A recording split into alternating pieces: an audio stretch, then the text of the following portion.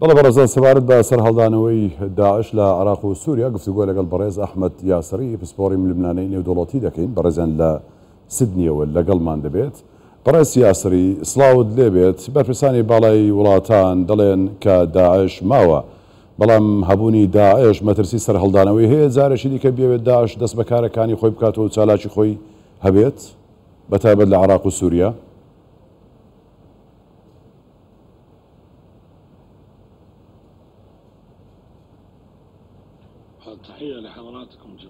پێشێکی سڵاو لە هەمووان.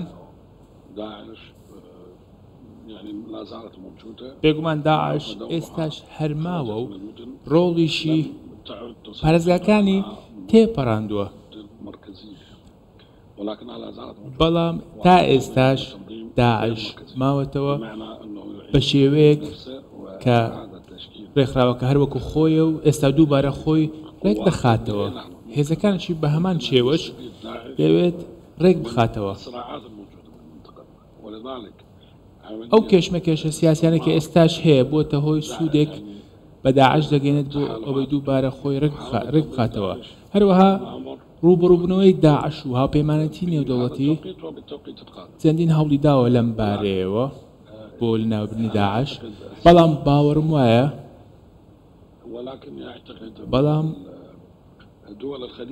وایە وڵاتانی کەنداو هەوڵ دەدەن سەقامگیریەکانی خۆیان لەگەڵ وڵاتانی ڕۆژهەڵاتی ناوەڕاست و چین بە شێوەیەکی سەقامگیر ڕابگرن. ئەمە باوەڕی منە لەم بارەیەوە. باشە، ئەنی بەر لەم کۆبنەوەی هاوپەیمانی دژی داعش کە ئێستا هەیە بەڕێوە دەچێت، ینی لە ماوەی چەند ڕۆژی ڕابردوویەکی دووریشدا ینی دەگوترا کە ئەمریکا وازی لە سیاسەتی ناوچەکە هێناوە، یاخود کەمتر ئێستا بەتەنگ سیاسەتی ناوچەکەیەوەیە. ئەمە چۆنی تێدەگەی جارێکی دیکە، ینی فعلەن ئەمریکا هەر لە ناوچەکە ماوە و سیاسەتی دەرەوەی خۆی گرنگی پێدەدات بە ڕێخستنەوەی هەماهەنگی و پەیوەندیەکانی خۆی لەگەڵ سووریا، لەگەڵ عێراق، لەگەڵ زۆربەی وڵاتانی دیکەی ناوچەکە.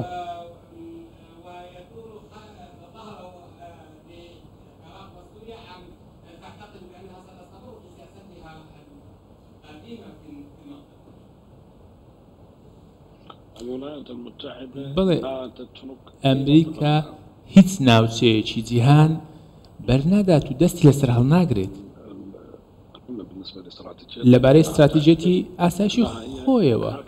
بۆیە ئەو ئێستا حاکمی جیهانە بەڕاستی، بەڵام گرنگی بوونی سەربازی ئەمریکا لەو ناوچەیە، واتە لە ڕۆژهەڵاتی ناوەڕاست تەنها سەربازی نییە، بەڵکو ئەم بوونە ئەو هەژمونی ئەمریکا کە هەیە لەبارەی سیاسیە، کەلتوریە، ئابووریە.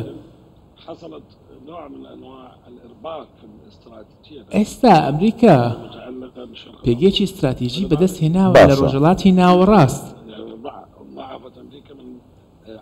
بە تایبەتی ئێستاش هێزی خۆی زیاتر دەکات لەو بارەیەوە، لە بە تایبەتی بۆ نمونە لە ناوچەکانی ئەوروپا و ڕۆژهەڵاتی ئەوروپا بۆ ئەوەی ڕوبەڕووی چین بێتەوە.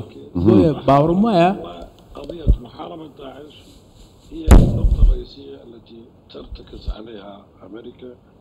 باشە کە استراتیژیەتی ئەمریکای لەو ناوچەیەدا کە هەبوونی هەیە و ئەمەش لە دژی چینە بێگومان. باشە بەڕێز یاسری، ینی تەنیا داعش تەنیا باسیەوەی کە سیاسەتی خۆی دەپارێزێت، ئەمنیەتی خۆی دەپارێزێت ئەمریکا، بۆیە لە ناوچەکەدایە وەکو وڵاتێکی باڵادەست و بەهێز. ئەم هەبوونی داعش تەنیا مەترسیە بۆ سەر ئەمریکا، ئەی وڵاتانی دیکە بۆ نمونە ڕووسیا مەترسی نابێت بۆ سەر ڕووسیا. ئایا ئەو لە هەماهەنگیکردن و لە بەهێزکردنی پەیوەندیەکانی لە ناوچەکەدا ناتوانێت کەڵک وەربگرێت هەر مەبەستەکەی ئەوە بێت، نیەتەکەی ئەوە بێت بەرەنگاری داعش بێتەوە؟ بۆ زیاتر ئەمریکا لە پێشە لەسەر ئەم بابەتە؟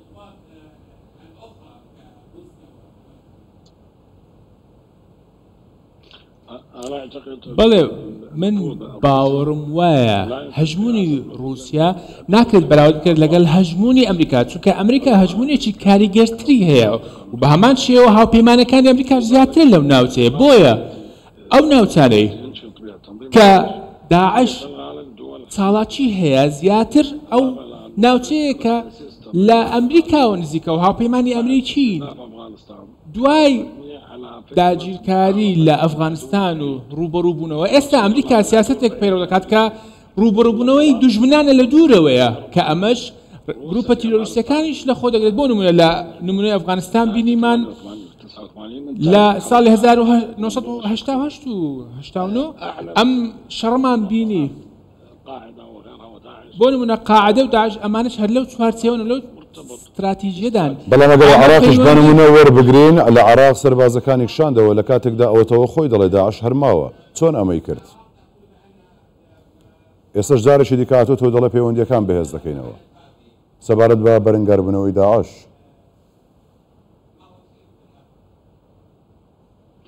داعش يعني دەتوانم لێ داعش ڕێکخراوێکی عێراقی هەر لەو منتەڵەقەدایە واتە دواتر لە سووریا و لە وڵاتەکانی دیکەدا هەیە و داعش لە عێراق دروست بووە، واتە لە ئەفغانستان دروست نەبووە، هەر لە لای خۆمانەوە لە عێراقەوە دروست بووە.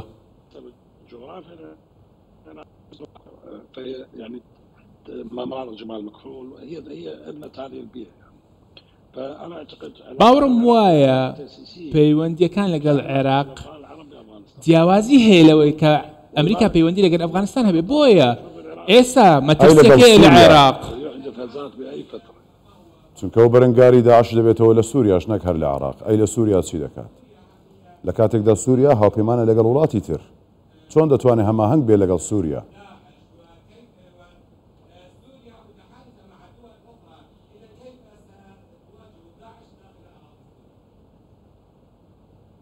الوضع في سوريا يختلف عن العراق. برسی سووریا هەندێک جیاوازترە.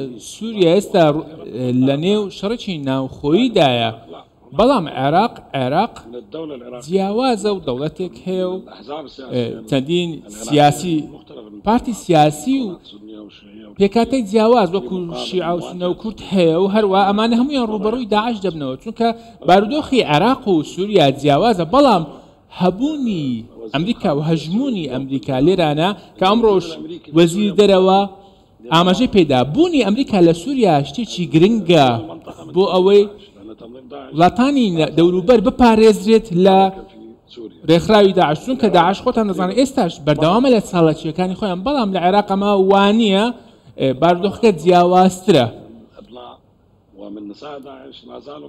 ئێستاش خۆتان دەزانن چەندین کێشە هەیە لەبارەی کەمپەکانەوە و مەترسیەک هەیە لەو بارەیەوە. بۆیە باس لەوە دەکرێت کە هەبوونی ئەمریکا گرنگە. ئەو وڵاتانەی کە وەکو کازاخستان و ئەفغانستان سەرجەم ئەندامەکانی خۆیان کە لە داعش بوون ئێستا جیاوازیان کردەوە، جیایان کردەوە و کشاندویانەوە. بۆیە ئەمە بە شێوەیەکی گشتی دوو باردۆخی جیاوازە. بەڵێ بەڕێز ئەحمەد یاسەری پسپۆڕی ململانەی نێودوڵەتی لە سیدنیەوە لەگەڵمان بووی. سپاس ماندوو نەبی بەڕێز یاسەری.